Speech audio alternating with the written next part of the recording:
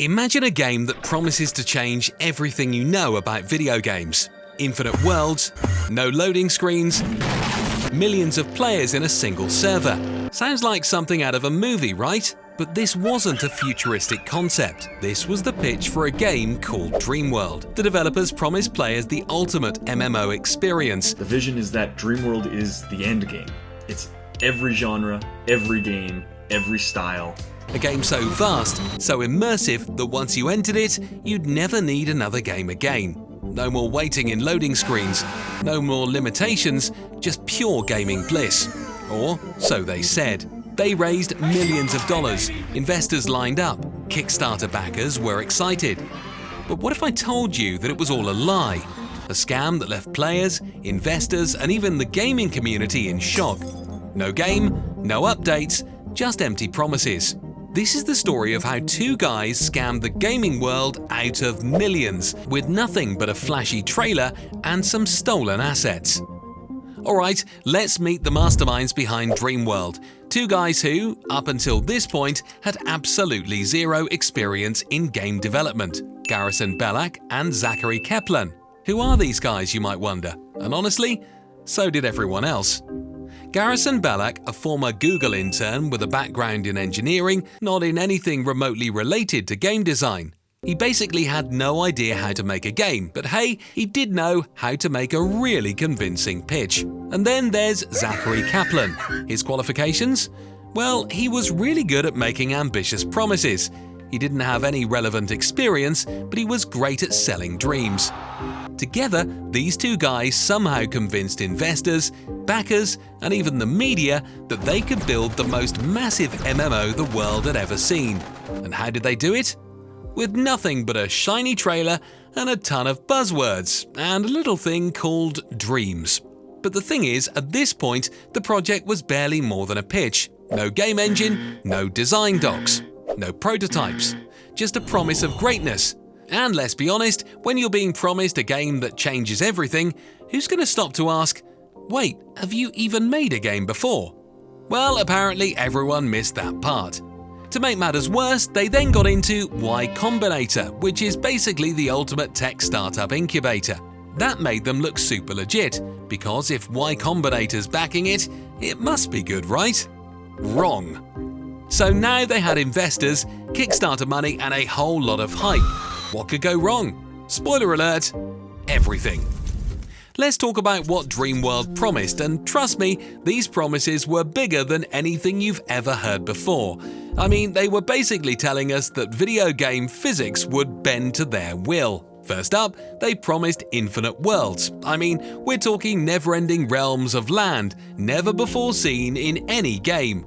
You could explore until the end of time. It was the ultimate freedom. Infinite worlds? Yeah, that's nice, but let's just say there's a little thing called technology that might make that slightly difficult. Endless procedurally generated worlds? Maybe if you're working with the entire computing power of NASA. But these two, they could barely put together a couple of hills. Next up, Dreamworld promised no loading screens. Now, I don't know about you, but when I see a promise that grand, I immediately start asking questions. You mean to tell me that we're going to have this massive infinite world and there's zero loading, just seamless transitions from one area to the next? Maybe if you're living in a video game dream, but in reality, that's not even remotely possible with a team that couldn't even make a working prototype. And then there's the big one, millions of players on a single server. Just picture it, you're running through a massive, detailed world and there's literally millions of people playing with you, all of them at the same time without crashing the server. Because why not? Who needs server stability when you can just wish for it, right? So yeah, millions of players in one server. That's technically impossible unless you've got way more resources than these two ever had. The best they could do was put two players in a room and hope the game didn't explode. And it gets even better. The game was going to have every feature from every game ever made.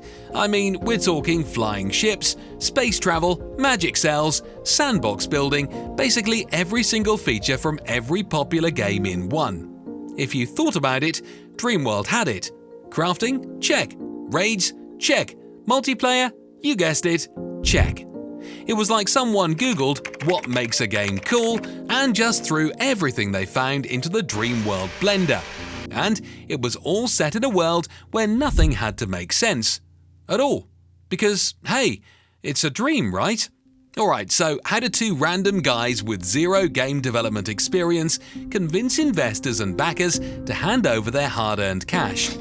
The answer? Buzzwords, FOMO, and just straight-up nonsense.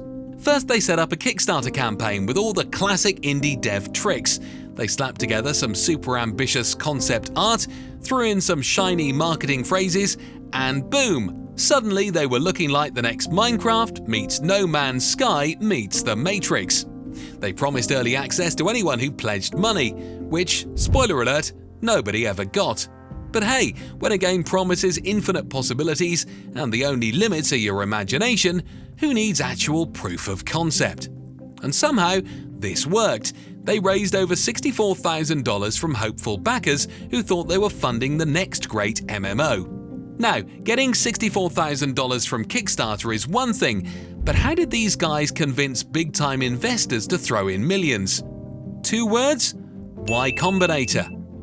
If you don't know, Y Combinator is basically the startup incubator. They help launch companies like Airbnb, Dropbox, and Reddit. So when Dreamworld got accepted, investors thought, wow, this must be legit. Spoiler alert, it was not. With the Y Combinator stamp of approval, investors lined up to throw millions at the project. Investors love fancy tech buzzwords. Doesn't matter if it's actually possible, just make it sound futuristic and boom, people throw money at you. It's basically the Silicon Valley equivalent of selling snake oil. Now, here's the million-dollar question. Literally, where did all this money go? Did it go into hiring developers, building the game, buying servers to support the millions of players? Nope, it went into absolutely nothing of value. The game, if you can even call it that, was a janky prototype filled with stolen Unity assets and broken mechanics. Meanwhile, the money? Well, nobody really knows where most of it went. What we do know is that it didn't go into making an actual game. So to summarize, $64,000 from Kickstarter, millions from investors, 0 finished game. 10 out of 10 scam strategy. But don't worry, this totally wasn't a scam. I mean, just because they took millions of dollars and never delivered anything doesn't mean it was a scam, right? Right? So, after raising millions of dollars and delivering a game that looked like a high school Unity project gone wrong, what happened next? Well, let's just say the internet did its thing, and by that I mean they got roasted harder than a Thanksgiving turkey. At some point they had to prove Dreamworld actually existed, so they did a gameplay reveal, and let me tell you, it was absolute comedy gold. Remember when they promised millions of players? Well, here's what they actually showed. One lonely dude running around an empty, badly textured world with no enemies, no quests, and no actual gameplay. Truly a revolutionary gaming experience. I mean, look at those breathtaking graphics, that seamless gameplay. Oh wait, it's literally just a default Unity asset flipped upside down. Yeah, turns out they weren't exactly game developers, they were just dragging and dropping pre-made assets onto a blank map and calling it a revolutionary MMO. Naturally, once people actually saw what they had been funding, they started to ask some, pretty important questions. Things only got worse when real game developers started looking into it and were like, wait a minute, this is physically impossible to make. The internet tore them apart. Gaming forums, YouTubers, and even ex-supporters started calling them out. And it wasn't just about the bad gameplay. People realized that the entire project was built on lies. So how did the Dreamworld devs respond to all this criticism? With a well-thought-out explanation? With transparency? Nope. They just doubled down on the lies. At first, they denied everything. No guys, trust us, Dreamworld is totally real. We just need a little more time. And also more money. Then they started attacking critics. YouTubers who exposed them? Banned. Forum threads pointing out the scam? Deleted. Backers asking for refunds? Completely ignored. But the best part? When they got really desperate, they started claiming that the game wasn't finished yet, even though it was clear they had no idea how to make a game at all. Oh, you don't see the millions of players yet? That's because we're still working on it. It's coming soon. It's just, not here yet." At this point, the scam had fully unraveled. Kickstarter backers were furious, investors pulled out, and the devs, they disappeared into the shadows, never delivering anything remotely close to what they promised. The final nail in the coffin? Even Kickstarter, a platform that barely intervenes in scam projects, ended up flagging Dreamworld as a failure. The devs tried to shift blame, claiming they just needed more time and funding. But by then, it was too late. And just like that, Dreamworld went from the biggest game ever to a glorified PowerPoint presentation. Millions of dollars vanished, and backers were left with nothing but broken promises and an empty world.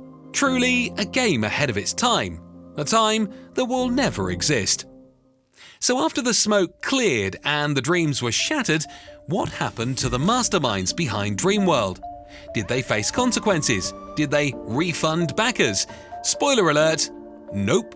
After the internet ripped Dreamworld to shreds, Zachary, Kaplan and Garrison Bellack went radio silent. The Kickstarter update stopped. The Discord server went into full lockdown mode. Shocking. Truly the actions of a totally legitimate game studio. But here's the funny part. They never fully admitted defeat. Instead, they quietly rebranded, claiming they were still working on things behind the scenes. Now, what about the millions of dollars they raised? Surely some of it went into development, right? Ha!